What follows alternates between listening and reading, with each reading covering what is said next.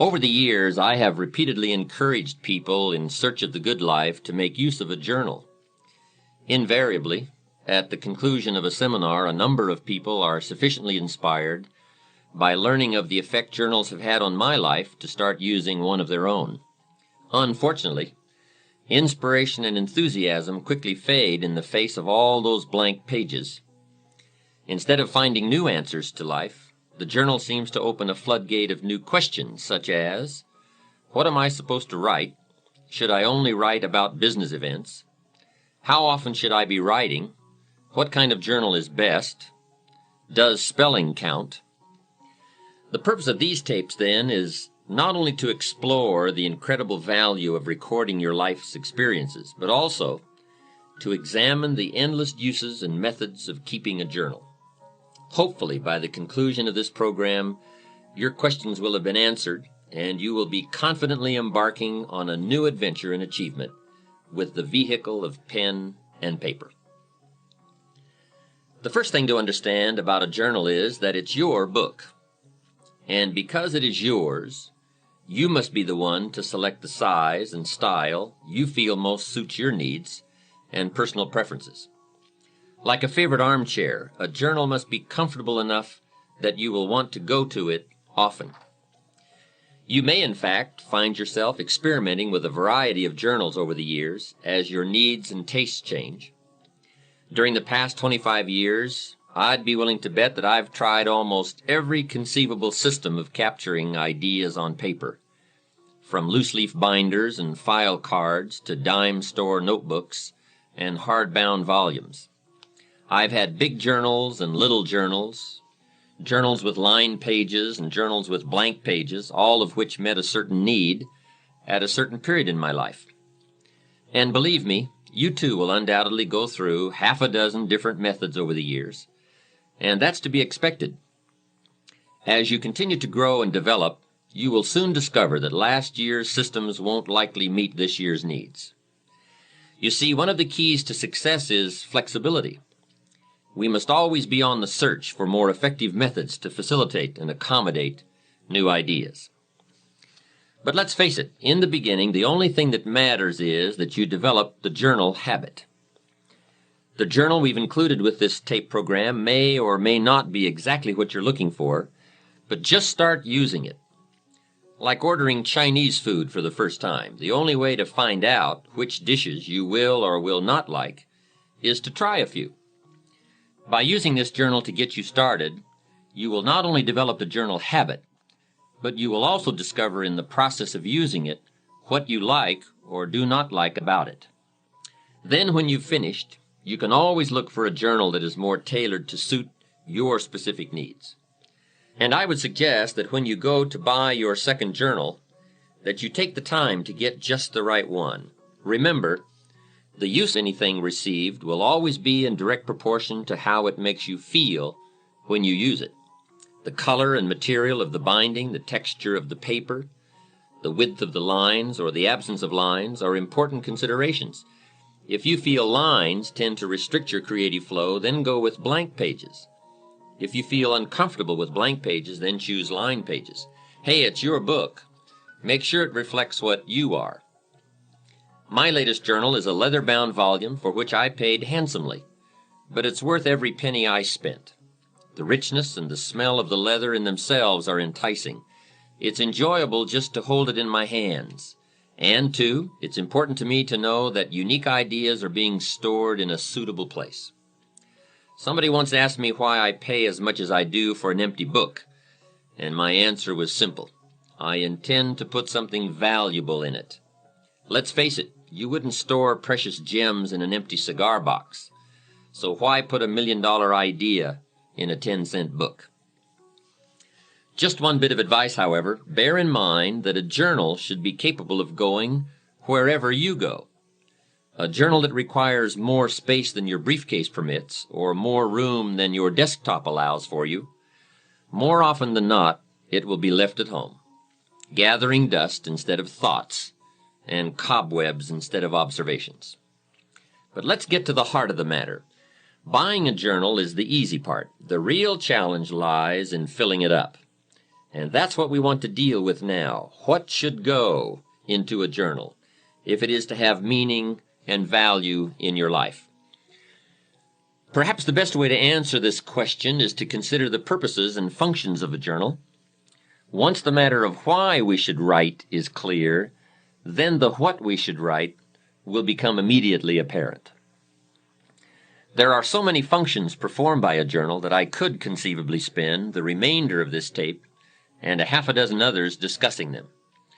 But since more important than listening to my reasons for why you should be keeping a journal is getting busy actually using your journal, I'll try to limit the list and merely highlight some of the majors. One of the unique characteristics of a journal is that it offers you an effective way to figure it all out. To figure out life, to figure out people, to figure out business dilemmas, and most important of all, to figure out yourself. There is something magical about writing down a problem. It is almost as though in the very act of writing what is wrong, you start to discover ways of making it right. Perhaps the source of this magic lies in the objective perspective that writing affords you. Even though you are describing your problem, your challenge, your life, your uncertainty, and your indecision, the fact that you are writing about it, as opposed to mentally pondering it, creates a space between you and the problem. It is within this space that solutions have room to grow. You see, writing about events and circumstances that occur helps you to clarify exactly what is happening. When we describe life to ourselves only in our minds, our imaginations tend to feed false or distorted information about how things are, positive or negative. When we describe a situation in writing, however, we become more factual, more accurate, and certainly more realistic. Then, as we reread what we have written, we create a new picture in our minds to replace the distorted picture we have been working with. And once we finally see things as they are, rather than as we think they are, we can then see our way clear to make them better. At the conclusion of this program, you might in fact want to use this process to get your journal started. Write about a current dilemma you are facing. Perhaps it is a personal problem, a business matter, a family issue, or a financial problem. Whatever it is, take the time to capture it on paper the way it really is. But remember, writing out the problem is only the first step to creative problem solving and effective decision making. The next step is to carefully analyze what you have written. Here are some of the key things to look for. First, exaggerations or distortions of the truth. Are you really telling it like it is? Take another look. Perhaps your concern is making it seem worse than it is, or your enthusiasm is making it seem better than it is. Second, a tendency to blame circumstances or someone else for your problem instead of seeing yourself as the cause. You see, most of our difficulties are the result of either failing to do what we could have done, or in doing in haste what we should never have done. Third, a tendency to expect circumstances, or still worse, other people to change in order for your problem to be solved. Let me remind you one more time that things get better when you get better. Passive hope never has and never will improve human circumstances. And finally, look closely for weak points in the obstacle where you might attack to bring that obstacle to its knees. Remember, David slew Goliath with but one small stone. It usually doesn't take much more than a few minor adjustments in either our attitude or our action plan to solve a major problem.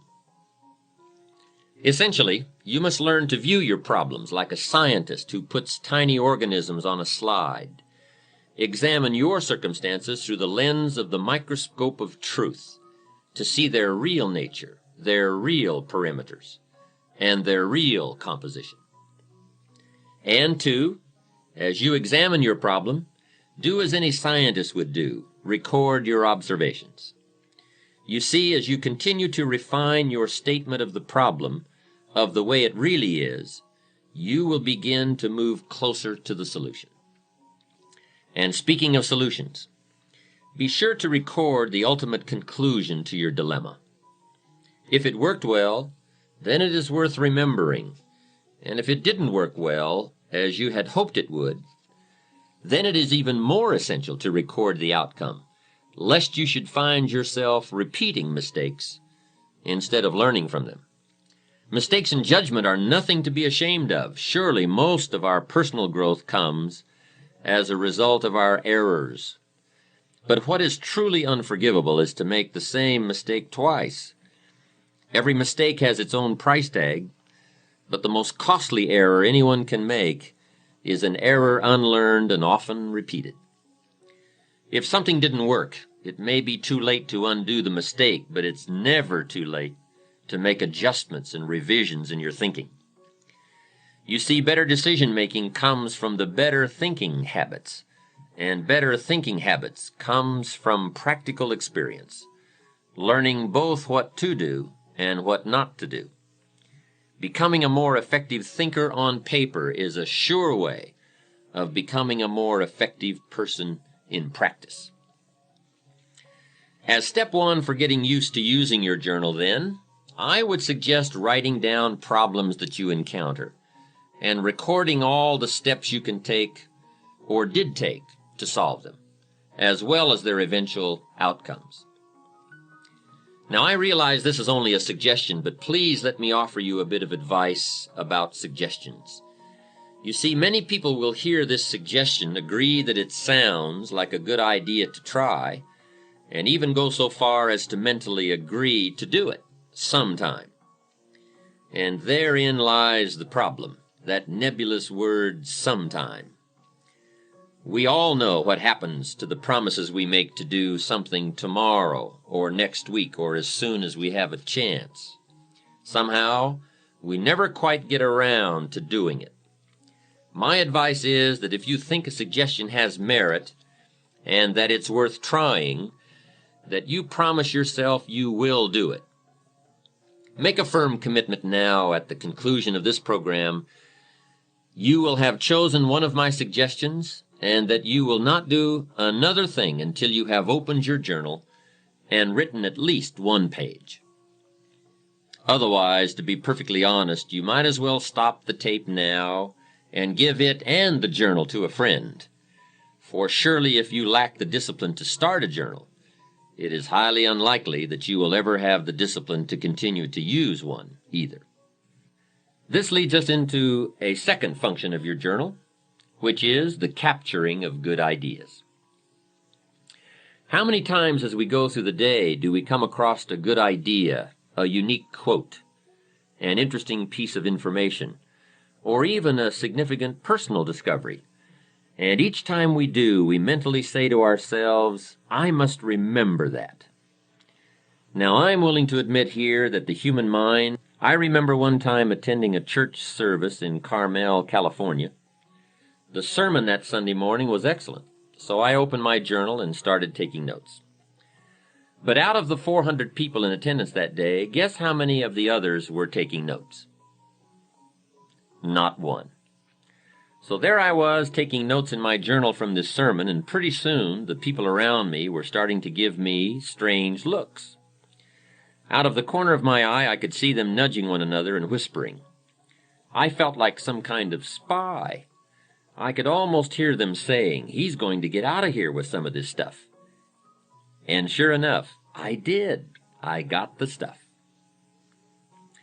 So what I'm suggesting is that you get in there and get out with some of the stuff. Let other people sit there thinking they can remember it all. Let other people treat opportunity casually, but not you. I would ask you to treat it seriously. Let other people wonder at the end of their lives where it all went wrong, but not you. Let other people play while you work, fool around while you study, soak up the sun while you soak up ideas. 10 years from now, they'll still be trying to figure out how to pay the bills, or wondering why their marriage isn't working out, or why they don't seem to be getting ahead professionally, but not you. Life always rewards the serious students for their labors. So, since we all know that it's nearly impossible for most of us to remember the exact phrasing of an inspiring line, or the specific details of a business conference over an extended period of time, we've got to get serious about capturing it now. Generally, if we wait until the end of the day to describe events and happenings and conversations in our journals, the specific details have already escaped us. At best, we are left with scattered fragments, and it's hard to build an exciting future from mere bits and pieces of the past and present. So I would encourage you to get it all down as it comes your way. Financial ideas, personal development ideas, time management ideas, family ideas, business ideas. Everything you have the good fortune to come across. If an idea is worth listening to, worth reading, worth remembering, then it is also worth capturing in your journal. And there are many reasons for making the effort to capture good ideas, not the least of which is the fact that the simple act of writing something on paper helps to etch the idea more firmly in our conscious minds. To hear it, or see it, or read it is one thing. To take the time and make the mental effort to capture it with paper and pen is so much more. Second, every idea has its time and place. As Victor Hugo once wrote, there is one thing stronger than all the armies in the world, and that is an idea whose time has come. Perhaps the ideas you capture today will not have any specific meaning or purpose in your life at this moment, but ultimately at some future point in time when you march into battle, the armory of ideas you have carefully and conscientiously assembled over the years will serve you well. Here's another interesting phenomenon about ideas. As we collect a variety of thoughts on any given theme or subject, there is a tendency for these individual ideas to come together and form themselves into a whole new idea, much as the single flakes of snow, when gathered together, can be formed into snowballs and snowballs into snowmen. Or perhaps a more graphic example would be that of the igloo, which is, after all, a dwelling built entirely of tiny snowflakes, which have been compressed by their weight and frozen together over a period of time, such that whole blocks of them may be cut out to build a structure. The successful human being is one who has learned to diversify his interests and gather knowledge from a variety of sources. Gather enough good ideas in one area of life, and you will form a solid block. Gather enough solid blocks together, and you can construct a whole new life. But be aware of one thing.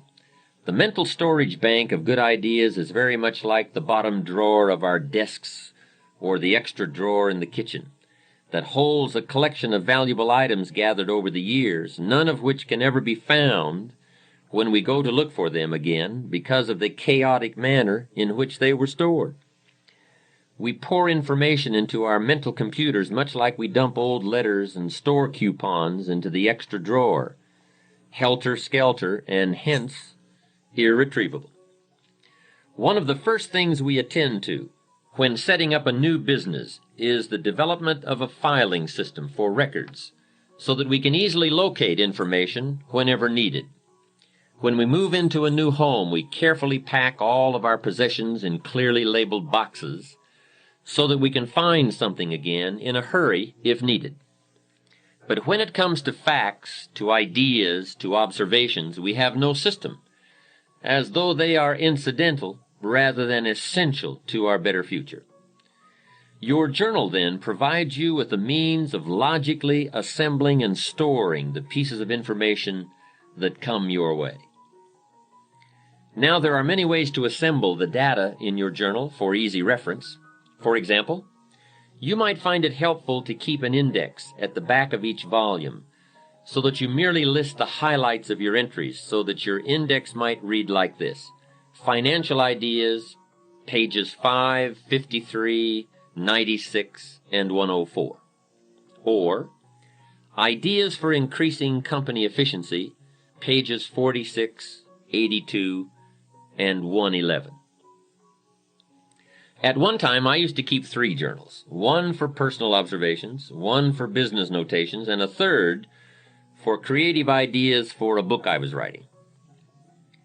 Of course, it didn't take me long to discard that system. Carrying 3 journals around the world is no easy task. Then I tried using 3 colors of ink in the same journal, so that at a glance I could focus on any one of the 3 areas.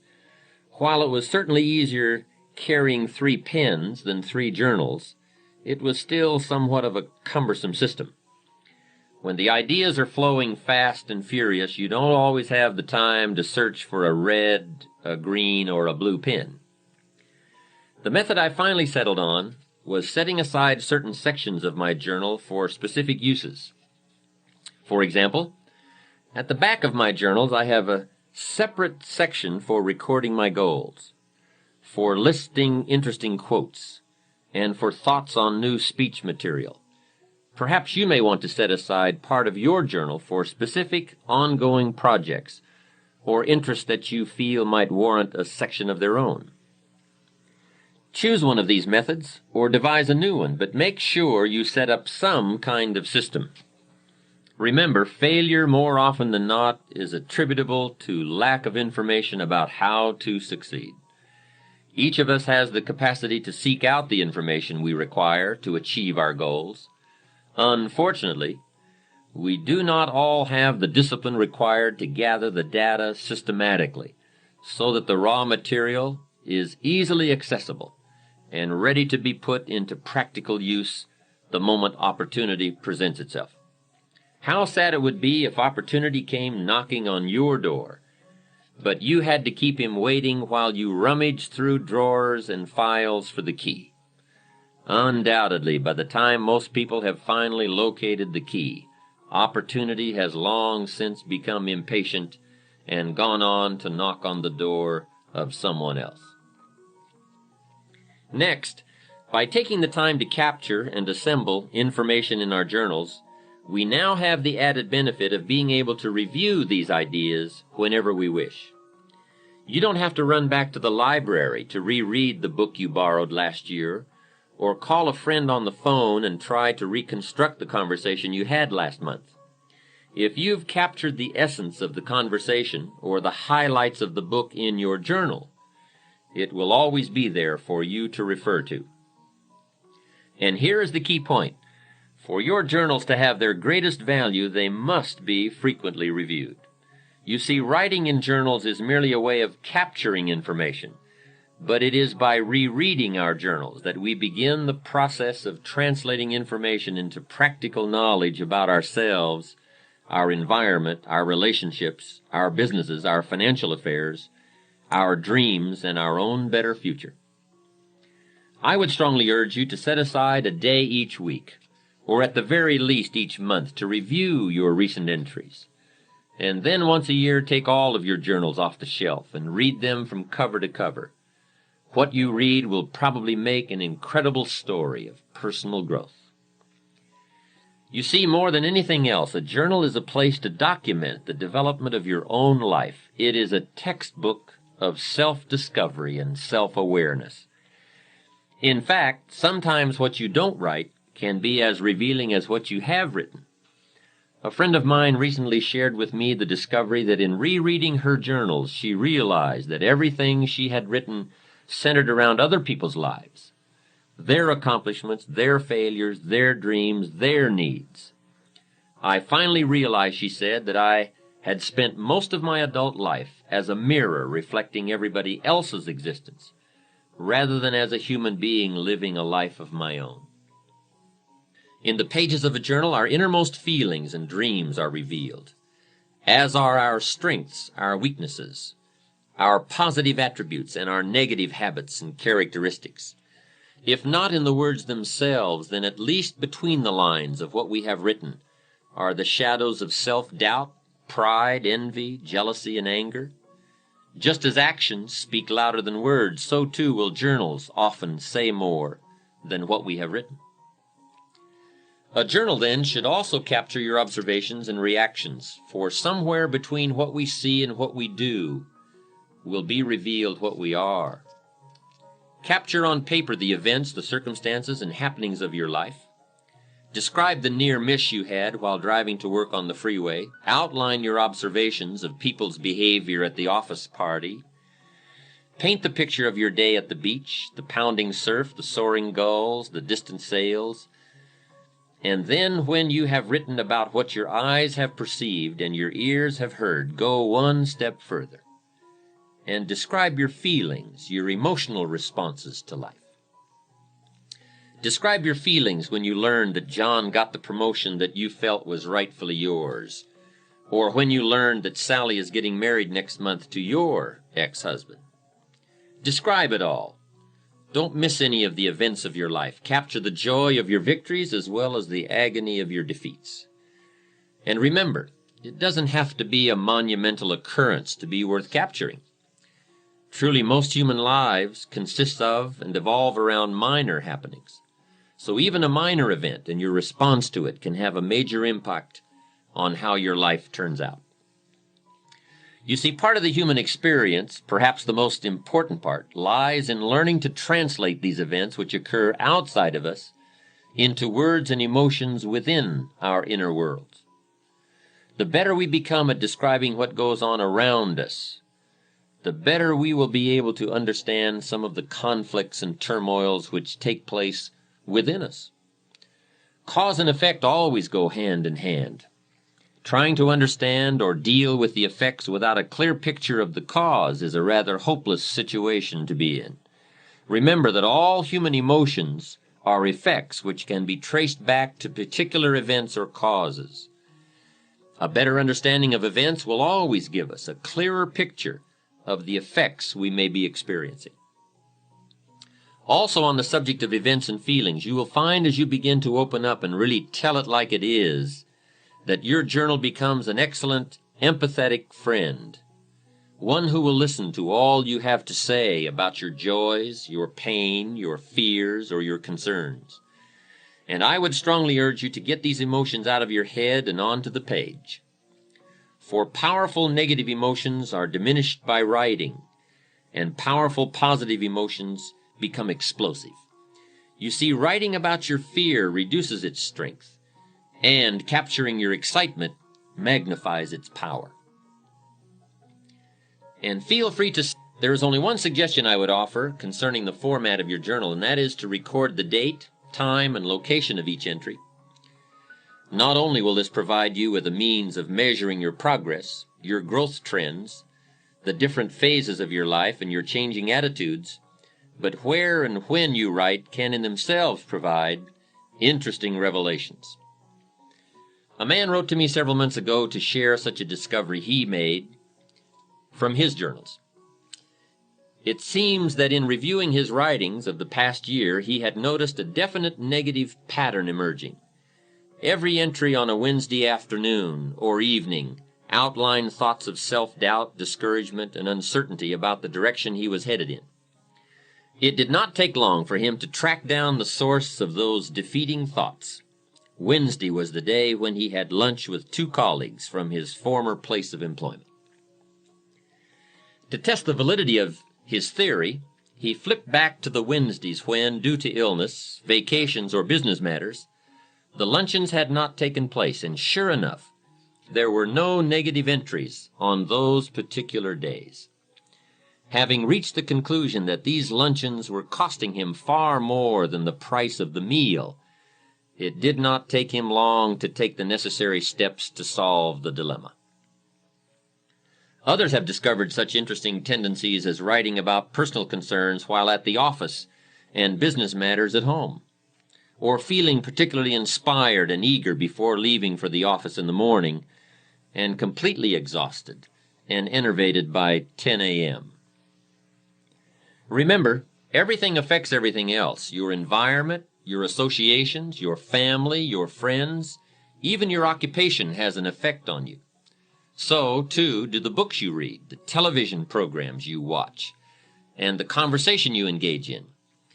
But influencers are often very subtle, making it difficult to detect the effect they are having until the damage is done. Like tiny little holes in a tire which can go undetected for hundreds of miles, the little pinpricks of subtle negative influences will eventually leave you just as deflated after a while. Your journal then becomes like a photograph album, capturing moments in your life. The only difference is that a photograph album, kept for many years, reveals physical changes in yourself and your environment, while journals over a period of time reflect mental changes within yourself and about your environment.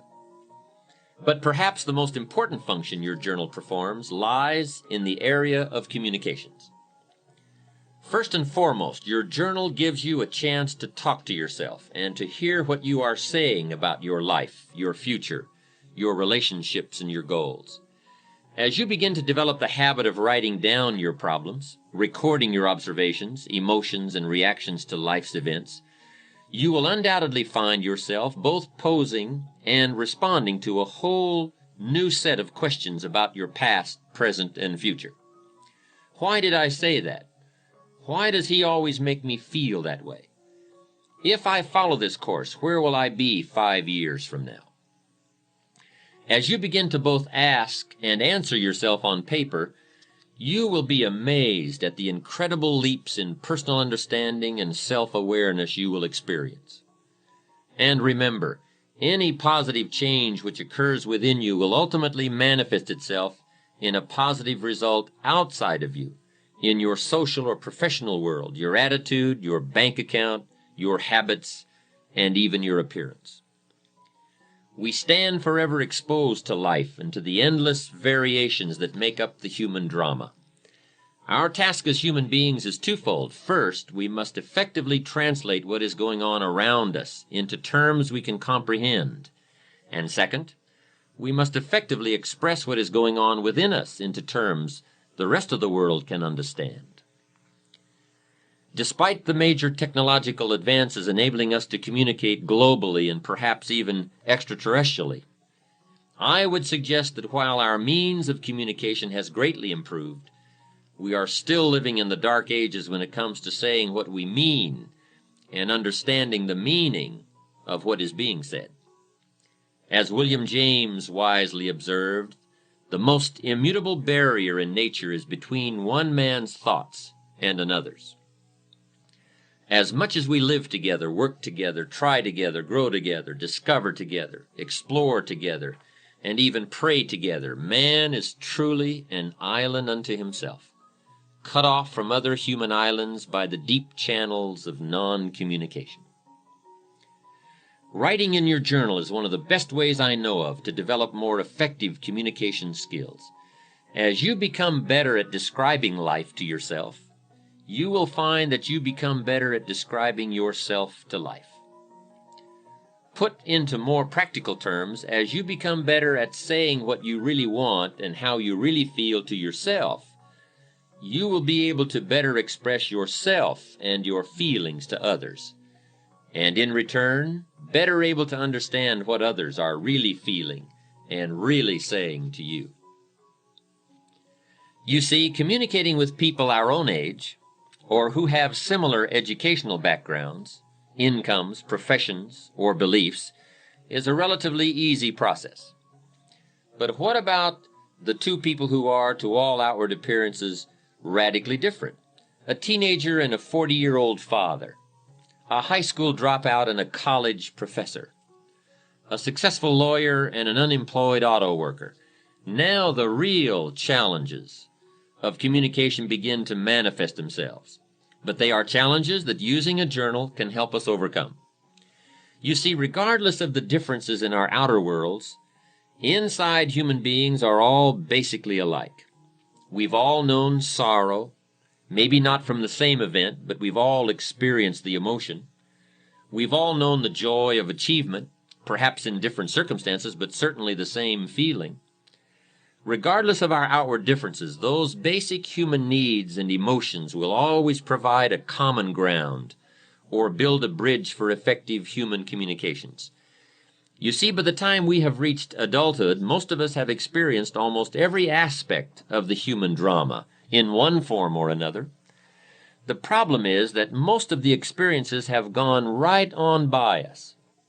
We have never taken the time to capture them, to ponder them, to analyze how we felt at that time, how we responded to others while we were in those circumstances, or what our priorities and needs were during that period in our lives.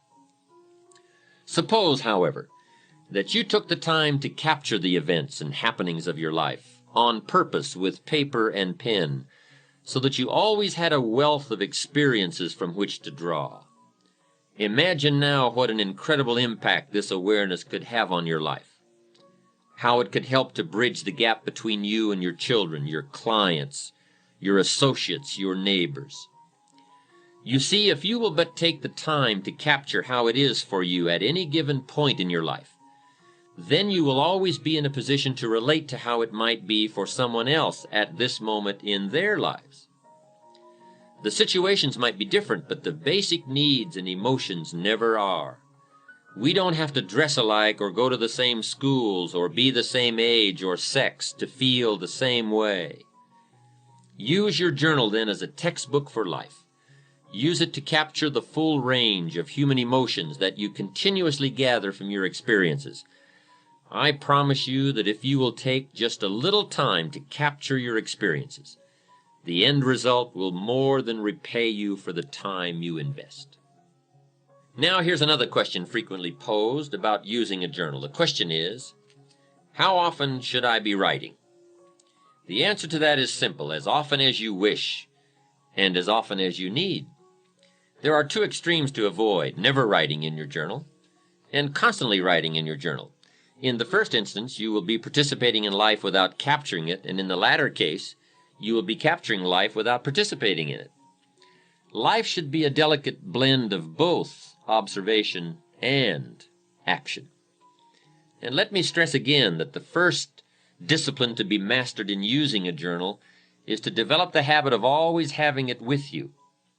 If you do not open it for weeks at a time, that's okay. Just get into the habit of carrying it. Without much effort on your part, plenty of opportunities for putting it to use will present themselves. Also, the simple act of carrying your journal speaks to the world. It says, I am a conscious observer and participant in life's events. When you present yourself to life as a serious student, life will respond by providing you with an endless opportunity to learn and grow and develop and enhance any and all aspects of your life. Remember, no tape program, no book, no seminar, and no encouragement from me can help you to develop the discipline to use your journal. Experience has taught me that the most I can hope to do is trigger your interest and enthusiasm. Recently, I had the chance to address a group I had spoken to several months before. The last time I had been with them, I had given one of my all-time best speeches on the importance of thinking on paper, with a particular emphasis on using a journal. They were an enthusiastic and responsive group, and it appeared from the many letters and cards that flowed in after my speech that my ideas had been particularly well received. However, just after I was introduced the second time, I asked the group one question: how many of you are now using a journal? I am sad to report that out of a group of almost 500, only a few hands were raised. The rest of the audience exchanged sheepish glances, much as you might give your doctor when he asks you if you have cut down on smoking. The mysterious workings of the human mind never cease to amaze me. We all know what is good for us. We all know that it will keep us healthy or happy or prosperous, but somehow we fool ourselves into believing that we'll start tomorrow. Tomorrow I will buy that book and read it. Tomorrow I will go on that exercise program. Tomorrow I will speak to John about that problem. Some people will actually listen to this tape, agree that keeping a journal could indeed change their lives dramatically, and yet never get around to writing the first page. But don't let that be you. I assure you that by the time you have finished listening to this program, the only thing that will stand between your intent and your accomplishment will be your ability to discipline yourself to get started. And believe me, once you get started, once you make the effort to begin, once you develop the journal habit, you'll be giving your own lectures to friends and associates about its rewards. In the final analysis, whether you decide to start a journal, and still more important, whether you exercise the discipline to use it, the decision and the action must come from inside you. No wise counsel from any source will ever replace the intensity that comes from a person. If you find you are still having difficulty getting anything on paper, one of the first entries you might consider making is an explanation of why you bought the journal in the first place. If you will but pause to consider what you hope to achieve by using a journal, then what to put into its pages will be obvious. If, for example, you bought a journal to record your feelings, then write about your feelings. If you bought it to keep track of business developments, then write about your meetings, your clients, and the ideas you have about improving the products or services of your company. A journal should be used in response to a specific need, a need to express, to analyze, to ponder, to explain, to record, to consider, or to examine some or all of the elements and aspects of your life. And remember, there is no correct set of procedures for keeping your journal. Journals are as unlimited in possibilities as are the individuals who use them. Journals and life share one unique characteristic. Both provide you with a space to fill as you wish. And for those who are not yet sure how they wish to fill life's spaces, a journal offers you a chance to paint mental pictures of the limitless paths you could travel.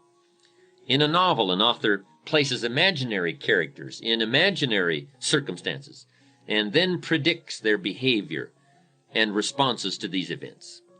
So be the author of your own life. Create on paper a set of circumstances, then place you in the middle of them. How would you feel about doing that? What would it be like to live in that city? Being there, how would you feel having those responsibilities or those freedoms? Pick a direction and travel with your imagination to new environments, to new positions, to new opportunities.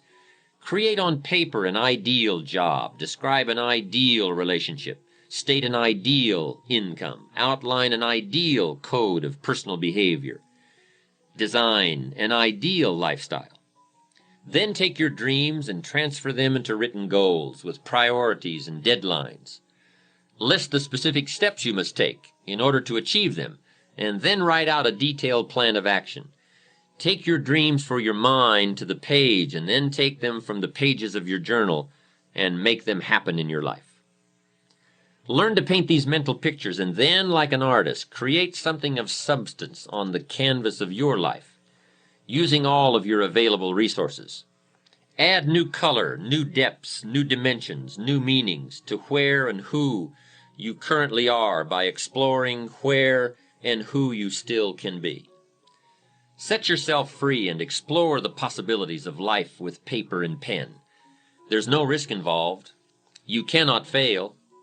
Stretch yourself mentally, expand your inner horizons, and you will find that life will respond in kind by presenting you with new opportunities and associations, new experiences from which to grow and learn, and new circumstances in which you will become more than you had previously dreamed possible. Remember the advice of Napoleon Hill, who wrote that whatever the human mind can conceive and believe, it can also achieve. Ponder also the biblical suggestion that as a man thinketh, so he becomes. And know without the shadow of all doubt that whatever you create on the pages of your journal, you can, with enough belief, commitment, discipline, and desire, create in your life. In closing, I would like to share with you the following thoughts from Will and Ariel Durant's 100-page masterpiece, The Lessons of History. Civilization, they wrote, is not inherited. It has to be learned and earned by each generation anew. Consider education not as the painful accumulation of facts and dates, nor merely the necessary preparation of the individual to earn his keep in the world, but as the transmission of our mental, moral, technical, and aesthetic heritage, as fully as possible to as many as possible, for the enlargement of man's understanding, control, embellishment, and enjoyment of life. If a man is fortunate, he will, before he dies, gather up as much as he can of his civilized heritage and transmit it to his children. And to his final breath, he will be grateful for this inexhaustible legacy, knowing that it is our nourishing mother and our lasting life. Gather up all you can, the hopes, the sorrows, the lessons, the friendships, the achievements, and the disappointments. Gather it all that it may teach you, and in turn that the lessons you have learned may become perhaps part of the legacy that you leave behind for your children and indeed the world at large. Let your journals capture your personal history, and in doing so, they add to the history of all mankind and to our collective heritage. Truly, the most valuable treasure anyone can leave behind is the knowledge they have acquired in their one lifetime. It has been suggested that what we are, a unique creation of unlimited possibilities and potential, is God's gift to us, and that what we do with all that we are, the works we do, the lives we enrich, and the contributions we make, are our gifts to God. May your life be devoted to becoming all that you can become, and may your journals capture every moment of the adventure.